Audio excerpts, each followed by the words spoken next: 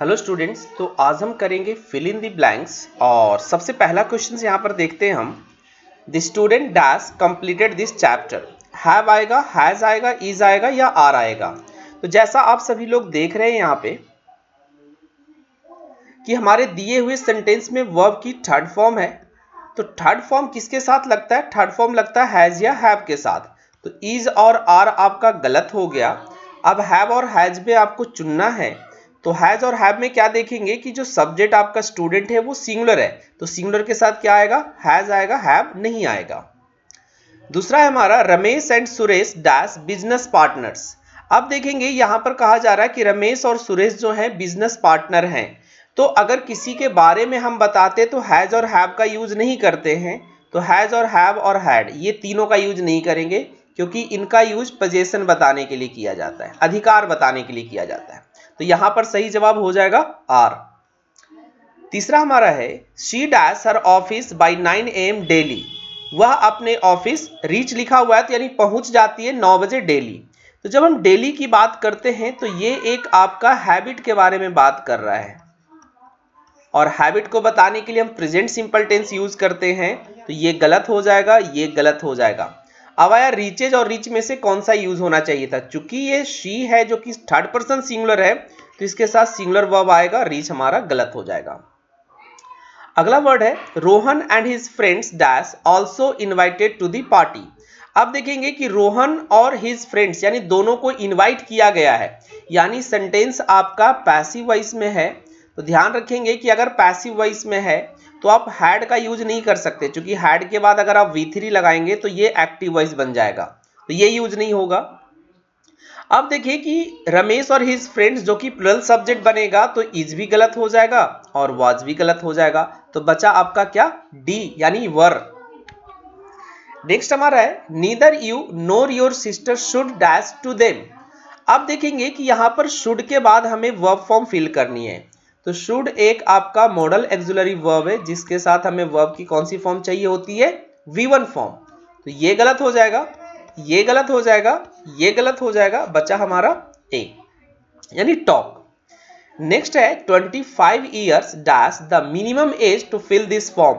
देखिए इस क्वेश्चन को बनाने से पहले, बताने से पहले मैं चाहूंगा कि आप लोग जब ये पूरा वीडियो आप देख ले तो अंत में अपना स्कोर जरूर बताएं, अपने खुद को चेक करें कि कितना आपने स्कोर किया है। 25 years dash the minimum age to fill this form. अब देखिए अगेन हैज और हैव पोजीशन बताने का काम करता है, तो यहां पर यूज नहीं होगा। आर और इज, तो आप देखने में ऐसे लगेगा कि सर ईयर्स लगा है तो आप लगा देंगे आर, तो जो गलत हो जाएगा। आर लगने के बाद भी इसका सही जवाब होगा इज, क्योंकि ये एक यूनाइटेड अमाउंट है। ठीक है, ये एक जो मात्रा है जो यूनाइटेड है, यानी एक सिंगुलर अमाउंट में आपको बताया जा रहा है कि 25 ईयर्स, यानी कंबाइंड आपको 25 ईयर्स के बारे में बात कही जा रही है। तो आर आपका गलत हो जाएगा। A bouquet of flowers dash required for the event. Again हम देखेंगे कि अगर हैज और हैव के साथ अगर वर्ब की थर्ड फॉर्म लगाते हैं तो जो शुरू में होता है ना वो काम करने वाला तो सब्जेक्ट होता है। एक्चुअली ये सब्जेक्ट नहीं है, इसको रिक्वायर्ड नहीं है, बल्कि ये किसी की रिक्वायरमेंट बन रही है। तो ये दोनों गलत हो जाएगा। बचा इज या आर। तो देखेंगे आप बुके लिखा हुआ है यानी ये सिंगुलर है, और फ्लावर से हमको लेना देना नहीं है, चूंकि ये ऑफ प्रेपोजिशन के बाद वाला सब्जेक्ट होता नहीं है, तो सब्जेक्ट ये होगा। तो ये गलत हो गया और सही हो गया आपका डी।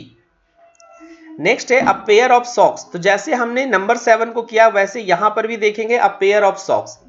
हैव और हैज होगा, सॉरी आगे बिन लगा हुआ है, तो ध्यान रखेंगे कि बिन किसके साथ लगता है? हैज या हैव के साथ लगता है।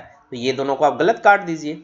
अब बचा कि हैव आएगा कि हैज। तो अभी हमने बताया कि आप पेयर यानी सिंगुलर हो गया, तो हैज सही हो जाएगा, हैव गलत हो जाएगा। नेक्स्ट हमारा है much dash bin said in this news reports. तो देखिए बिन किसके बाद आता है? हैज और हैव के बाद आता है, तो ये गलत हो जाएगा, ये गलत हो जाएगा। बचा कि सर हैव लगेगा कि हैज।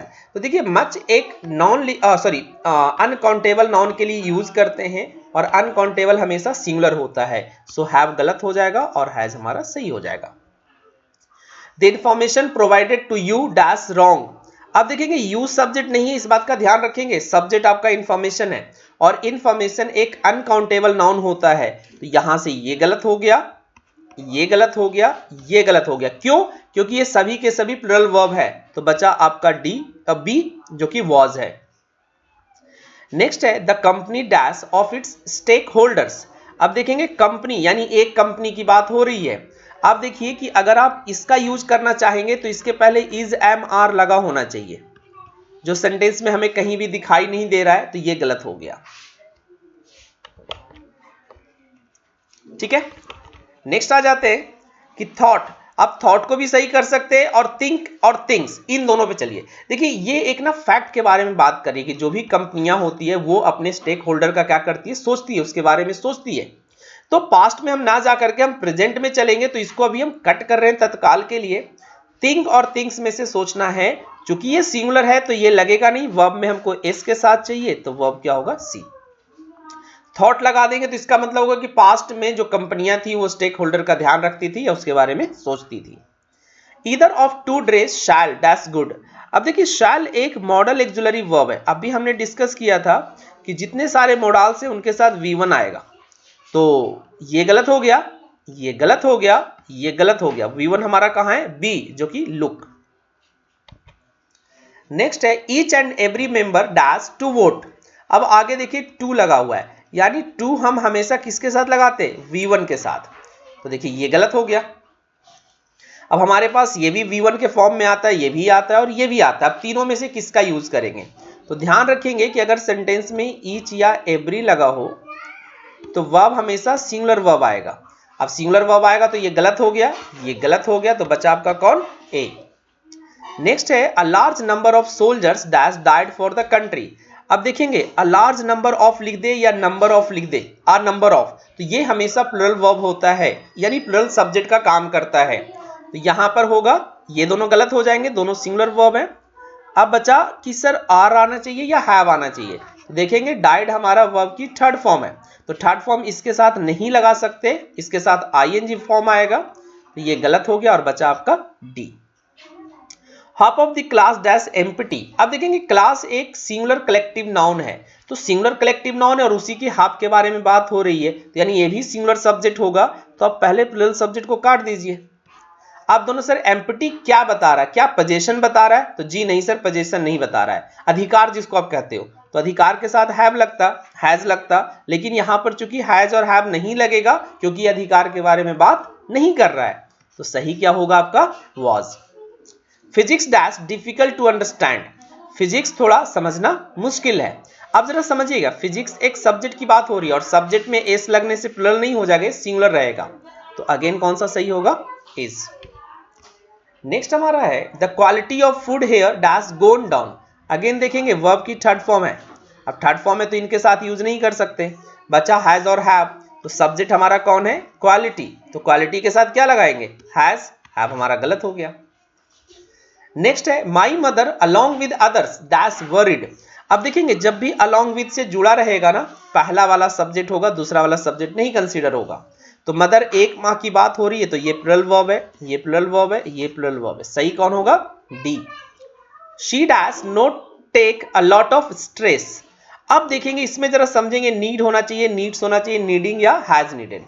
अब टेक लिखा हुआ V1, तो ध्यान रखेंगे कि ये जो नीड वर्ब है ना, ये अपने साथ नॉट नेगेटिव लेगा और उसके साथ V1 लेगा, और ये नीड कभी भी चेंज नहीं होगा, ना तो नीड्स होगा ना नीडेड होगा, ये हमेशा नीड रहेगा, चाहे इसके पहले ही लगा दीजिए, शी लगा दीजिए, कुछ भी लगा दीजिए, तो क्या होगा, शी नीड। अगर आगे डोंट लगाएंगे, डज नॉट लगाएंगे, तब ये नीड चेंज होगा, ठीक है, तो यहां पर एज अ मॉडल वर्ब ये यूज हुआ है। नेक्स्ट हमारा none of the candidates dash responded. अब देखेंगे यहां पर कैंडिडेट्स की बात हो रही है और इसी को रिप्रेजेंट कर रहा है नन, तो नन यहां पर प्लुरल माना जाएगा। अगर यहां अनकाउंटेबल नाउन होता तो नन को हम सिंगुलर मानते, तो ये गलत हो जाएगा, ये गलत हो जाएगा, बचा आपका हैव और वर। अब देखिए वर्ब की थर्ड फॉर्म है, तो इसके साथ क्या आएगा आपका हैव, वर आपका गलत हो जाएगा। नेक्स्ट है he dash cooking in his leisure time. खाली समय में वो खाना बनाना पसंद करता है, तो ही एक सिंगुलर सब्जेक्ट है, इसके साथ क्या आना चाहिए, एंजॉयज। नेक्स्ट है the book management principles quite insightful. तो यानी एक किताब की बात कर रही है जिसका नाम है मैनेजमेंट प्रिंसिपल्स, तो ये सिंगुलर होगा, हैज हैव की बात नहीं होगी क्योंकि ये अधिकार के बारे में बात नहीं कर रहा है और ये प्लुरल वर्ब है, तो ये गलत हो गया, ये से।